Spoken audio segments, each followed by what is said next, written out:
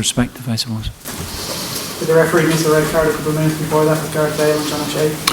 Well, obviously I've been rushing around since that there. Lads tell me that could have been a red card. I've not seen it. I haven't even seen Seamus's tackle, although I've been told that that it's not great, and that even the television stopped it without showing a replay of the challenge. So that's not great news. Question? Nobody? Injuries obviously part and parcel of football, but did you feel that was particularly reckless? And I mean, that player missed a couple of games for a ban, but we missed it for a long. Again, I'd like to be in a position to have seen the challenge. The players said it wasn't great. The television people have said it wasn't great either, and that's not good for Seamus. What's your assessment of the game and where do you think the draw leaves? Well, do you know what? I suppose a quick assessment of the game, which I'm probably really can't give you, but I thought that I didn't think that we played well in the first half. We surrendered possession to them probably too easily, and I thought the second half we started to improve. I thought we were really getting into it. I thought the crowd were fantastic, keeping us going, and I thought maybe in the last 20 minutes we might have been able to have won it. That said, when Gareth Bale dispossessed Richard Keogh, or misplaced pass, and raced on, I think he's missed by inches again. I've not seen the replay, but so that would have been tough to take. But we did exert an awful lot of pressure on Aidan McGeady coming on. I thought it was excellent for us in that little spell, 10, 12, 15-minute spell, and he caused a number of problems. And I thought maybe with the number of balls that were whizzed across the box, somebody might get in the end of one. Martin, when there are two tackles like that in such close succession, do you think that Wales players have maybe sort of lost their heads a little bit with frustration with the game, with the occasion? Well, it could well be, Lou. I personally, I really don't know, and I'm sorry to say I am coming in. I haven't seen both John O'Shea. You're talking about the one that John came across to clear. Is that right? Is it?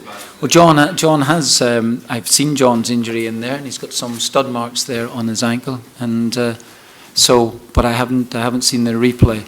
If you tell me that they're pretty bad, both of the challenges, then I'm going to agree with you. Martin, it was a very measured and disciplined performance from James McLean, particularly in the circumstances. I think he was given man of the match, I believe, and he played very, very strongly, played great, played with his heart, obviously, as he always does. And I agree with you. I thought he played with not only great commitment, but a great measure of discipline.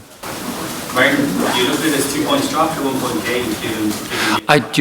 At this minute, I probably can't really assess it. If you're asking me quickly, we've played, if I take the overall, it's 5 games gone. It's exactly halfway.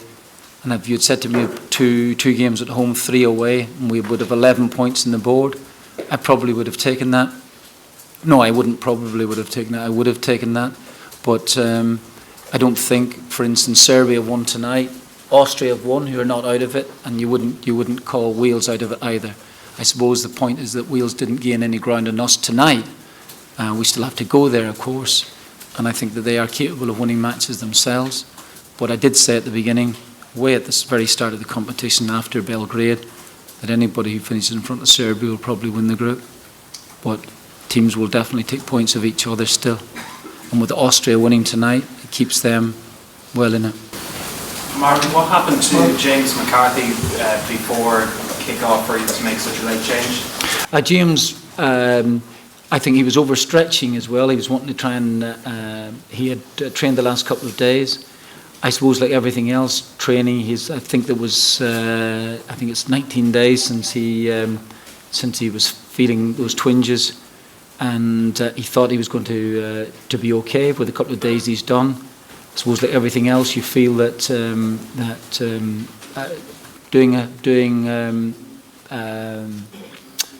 doing practice games like that and doing match day where there's tension, there's a lot of that. He was feeling it. and I just didn't want to take any chances. And that's I know it was very late, but once he just complained about it, that was enough for me to think, well, no point. Okay, last question, please. Were you satisfied with the first half performance, or what did you say to the team at half time? No, I thought that I thought we gave away possession too readily. We weren't. I don't think that Wales were fantastically better. Did a bit more possession. The second half, we certainly got to grips with it, and yeah, we were. I think the week that we had from Monday meeting up right through, the problems that we would have had in terms of some of our players not playing, I think all of those things had an effect, and certainly the way we started off wasn't great. But we came round and finished very, very strongly. Mark, I really get your thoughts on the atmosphere at Aviva tonight. I thought it was terrific, really, really terrific. We probably, even when we were short ourselves in the first half, the crowd didn't sway away from us. And in the second half, they gave us incredible encouragement. The noise emanating from all around the stadium was fantastic. And if we had been able to have forced a winner, I think there would have been a great deal of credit to them. Okay, thank you very much. There'll be a short break out here for Sundays. Thank you.